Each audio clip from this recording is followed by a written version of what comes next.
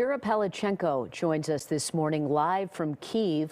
She was in a bomb shelter and she is now out on the street. Her friend Mariana Diachuk, who is from Chicago and is currently in Brazil, also joined us. Just a few days ago, Kira was on vacation in Brazil with Mariana. Thank you both for joining us. Good morning. Thank you for having us. Kira, let's start with you. What is the situation there in Kyiv? All people which could go to the bomb shelter now here. So we help each other and waiting for our army to protect us because there are a lot of bombs in the morning. Also, our army protects our bridges. So we are very afraid, but don't panic. Does it appear that the Russians have any regard for civilian casualties? Are you seeing apartment buildings being hit or anything like that?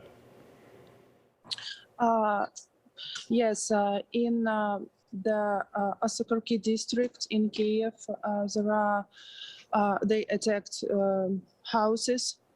So also in the road we see tanks, not us tanks. And a lot of planes in the air under Kyiv. Kira, you sound a little out of breath. I'm sure it's very frightening there. These are some pictures from the bomb shelter. How are you doing this morning, you and your family? I'm and my family staying here. There are a lot of kids, a lot of animals with us, and all very cold in this bomb shelter, but we stay together and support each other. Was it the feeling of people there that this wouldn't happen?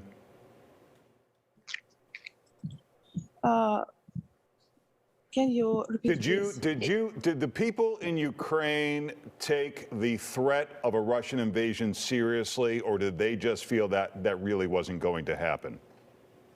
Oh no, we don't believe in this war because we think that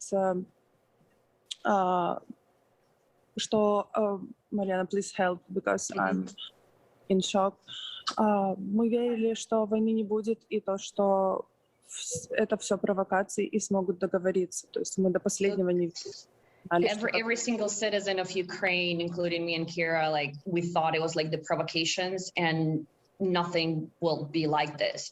So we had fears that things might happen, escalate on the east, or here and there some, threats or internal provocations, but nothing to this extent, to the full-fledged war with the missile strikes, attacks, and tanks on the street. So that's like the worst of our dreams. Wow. Mariana, I hear that's you talking there. You were just with Kira in Brazil, and she just went home, and this happened. You've got to be frightened. Yeah. You have relatives there as well, right, Mariana?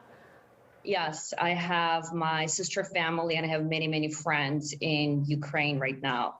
And it's not good. So Kira is in the Kyiv in the center. So she's kind of like landlocked. She cannot go anywhere. My family is in the western part of Ukraine.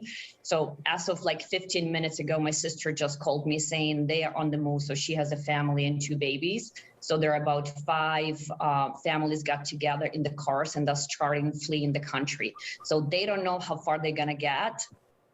They don't know like if anything gonna happen them on the highway to them, but they are on the move because in that city that they live in Ternopil, all night there was like missile strike siren going on, and they spent entire night in basement as well, boy. Like fearing for their life.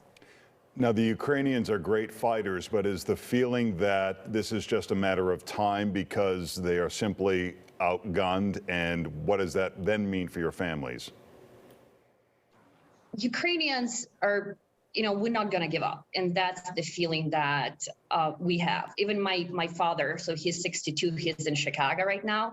And he looked up like, how can I go back to Ukraine and how can I help? And he's like, I'm flying back. I'm going to fight for my country. So that's to extend the people like going on the streets.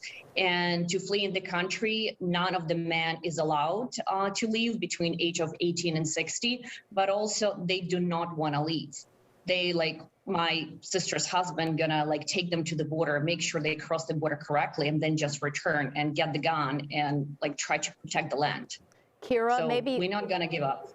Thank you, Mariana. Kira, can you tell us what it was like overnight? Was there a lot of explosions? It seems calm now. It's about 2 o'clock our time right now where you are. Are there soldiers on the street? Are people trying to leave? Describe what it's like there. People don't try to leave because now it's impossible. So there are all people trying to stay home, and we need to save these 2 days, and we hope that we have support from another countries to help us. So now мы сейчас очень надеемся и ждем, что мы выстоим эти тяжелые 2 дня, и дальше будет видно, как поступать. So they Panic think and- they're like the next 2 days are the critical, and they're gonna like hold the grounds and stay in basements because like that's, you know, the indication that in the next 48 hours we'll see either, you know, something massive gonna like continue or is that gonna stop. But they're not fearing, and they're like staying put, and who can flee the country because of the young kids they do. If they cannot, they're gonna stand and like hold the ground until, you know, in the next 48 hours. Kira, are there other people on the streets right now, soldiers or civilians? Yes, there are our soldiers and there are civilians in in streets, but soldiers protect strategical places. Yes. Well, Kira, we wish When you. there are Ukrainian soldiers, they can see that. I'm sorry, Ukrainian, those- yes. Yeah. I see. Well, Kira, stay safe and best to you and your family, and Mariana, best to your family as well. And thank you so much for joining us. Thank you. Thank you so much. Stay safe. Thanks.